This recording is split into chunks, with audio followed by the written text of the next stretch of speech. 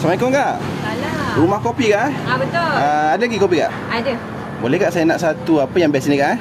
Boleh tengok kat sini, cik kita kat sini. Ni minum Okey, akak buatkan saya satu caramel latte. Boleh. Lepas tu satu lagi akak buat yang best seller kat sini satu. Best seller cream cheese green tea macam. Boleh buat satu Oh, tu espresso dia kan? Betul. Itu yang fresh punya atau macam mana kak? Dah siap pancuk kat rumah. Ada jual tu kak?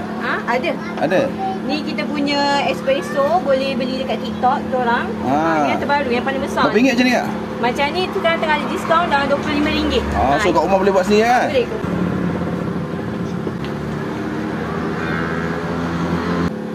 Ni susu segar dia kan? Betul. Bancuh je kan? Kita buat sendiri. Kak, waktu operasi macam mana kak? Kita buka Rabu sampai Khamis. Rabu sampai Khamis. Lepas tu cuti Isnin Selasa. Malam kita buka daripada pukul 7 sampai pukul 11 malam. Godak dia kan? Pekat elok kan? Betul. Kak nak tanya, kedai kat mana kak? Kita dekat KFC, kita kios. Tapi Kios. dekat KFC Melimau. Ni cream cheese. Ada rasa macam, lepas tu lemak-lemak kan? Betul. Wah, tinggi je kak. Memang.